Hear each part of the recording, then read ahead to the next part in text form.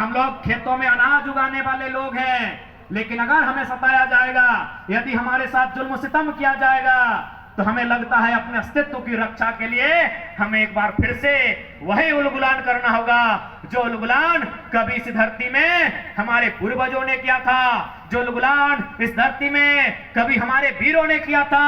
कहा गया है आत्मरक्षा के लिए हथियार उठाना कोई पाप नहीं है, हम आत्मरक्षा के कगार पर हैं, हम लोग आत्मरक्षा के कगार पर हैं। यदि आज हम अपनी रक्षा नहीं करते हैं तो इसी प्रकार डीएवी वाले यहाँ प्रॉपर्टी बनाएंगे, चिन्मया वाले यहाँ प्रॉपर्टी बनाएंगे, डिनोबली वाले यहाँ प्रॉपर्टी बनाएंगे, नेक्सा शोरूम वाले यहाँ प्रॉपर्टी बनाएंगे, तो हॉस्पिटल के नाम पे, तो शोरूम के नाम पे यहाँ प्रॉपर्टी बनेगा। ये अस्तित्व की लड़ाई है, ये रक्षा की लड़ाई है, सेल्फ डिफेंस की लड़ाई है। या तो कलम से लड़िए या तो कुल्हाड़ी से लड़िए, समय जो मांगता है समय के हिसाब से लड़िए।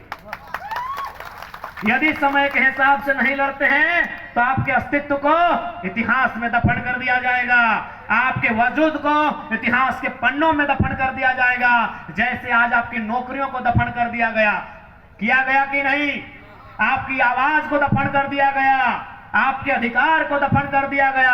किया गया कि नहीं? तो आज अगर आप सेल्फ डिफेंस नहीं करते हैं, आज यदि आत्मरक्षा के लिए एकजुट नहीं होते हैं, आज यदि अस्तित्व की रक्षा के लिए एकजुट नहीं होते हैं, तो 20 साल बाद याद रखिएगा आपके अस्तित्व को ही मिट्टी में मिला दिया जाएगा और फिर यहाँ बिरंची और श्री बिरंची और श्री श्री बिरंची ऐसे लोगों का राज होगा और हम लोग अपने ही राज में केवल भीख मांगते हुए नजर आएंगे। इस बात को याद रखिएगा कि गलत बोला जाओ, यह अस्तित्व की लड़ाई है। एक बात बताइए, अच्छा बताइए, राशन कार्ड किसके किसके पास है?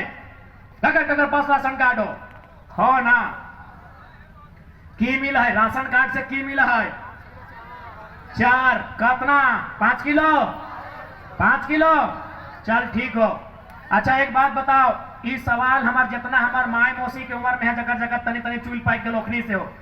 आज से 15 साल 20 साल पहले तोहनी गांव अपन घर के याद कर, हालांकि तोहनी तो घर द्वार 80 साल और 50 साल पहले उजड़ गए, लेकिन फिर भी थोड़ा से वो गांव के वो सिस्टम के याद कर कि हमने गांव, हमने द्वार, हमने अंगना, यदि कोई मांगे वाला हो, याद आओ मांगे वाला हो तो हमने सुपिया पहुंचा के सुप पूजा सुपुआ घरे हो, अभियो सुप घरे हो ना माय मौसी, और सुपुआ में पहुंचा के यदि हमने अंगना, हमने दुरिया कोई मांगे आवा तो हमने माय मौसी काकी जेठी फुफो गिले सुपुया पहुंचा के 10 किलो धान 4 महीना दिन लोग के दान दे दे। आज 5 किलो खातिर लाइन लग गया, अस्तित्व के लड़ाई लगो।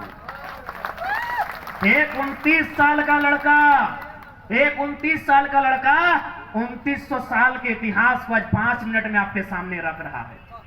एक 29 साल का लड़का 2900 साल के इतिहास को 5 मिनट में आपके सामने रख रहा है कि आज से 15 साल पहले आप महीना में सूप में पछाड़ कर धान और 4 10 किलो महीना में दान देते थे। आज 5 किलो के लिए आप कोटा के लाइन में लग गए हैं, क्योंकि ये सवाल अस्तित्व का है।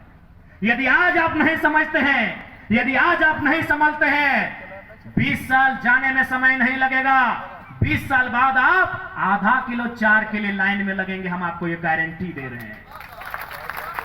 अभी आप लाइन में लगे कि नहीं? मैया सम्मान योजना के लिए लाइन में लगे कि नहीं लगे? अरे कितना मिला? 1000 रुपया की घास बात को 1000 टका है। ये अस्तित्व की लड़ाई लगो। आज 1000 रुपया में लाइन लगे हैं, कल को कोई नया मुख्यमंत्री आएगा, आपकी बहू 500 रुपए के लिए लाइन लगेगी, फिर कुछ साल बाद कोई दूसरा मुख्यमंत्री आएगा, आपकी नतीन पुतहो 200 रुपये के लिए लाइन में लगेगी। याद रखिए, ये अस्तित्व की लड़ाई है, ये अस्तित्व की लड़ाई है, ये पहचान की लड़ाई है, ये स्वाभिमान की लड़ाई है। इसलिए सरकार से कहिए कि आप अपना 1000 रुपया रखिए, अपनी पत्नी को, अपने घर वालों को उनके लिए साड़ी जेवर खरीद के दीजिए। हमें आपका 1000 रुपया नहीं चाहिए। यदि आपको देना है तो विस्थापितों का अधिकार दीजिए। सरकार में आप हैं, आप भाषणबाजी मत कीजिए और 1000 रुपए का ड्रामा मत कीजिए। आपको अगर चाहिए तो 1000 नहीं, चुनाव आ रहा है, हम लोग 2000 रुपया चंदा करके आपको चुनाव में चंदा दे देंगे, लेकिन 1000 रुपए का ड्रामा मत कीजिए। यदि हमें देना है तो विस्थापितों को एक विस्थापन पॉलिसी दीजिए, विस्थापितों को एक पॉलिसी दीजिए, उद्योग पॉलिसी दीजिए, विस्थापन पॉलिसी दीजिए, पुनर्वास आयोग का गठन कीजिए, ताकि हमें आपके 1000 रुपए के लिए 10 घंटा लाइन में खड़ा नहीं होना पड़े।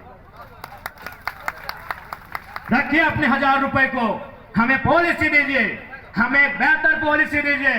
और आज स्पष्ट कहना चाहेंगे, हम लोग तो पहला प्रयास करेंगे कि यदि हमारा जमीन जहां गया है पीढ़ी दर पीढ़ी नौकरी ट्रांसफर होगा, और नहीं तो एक सिस्टम हम लोग लेके आएंगे कि जमीन के बदले हम लोग नौकरी नहीं लेंगे, जमीन के बदले हम लोग नौकरी नहीं लेंगे।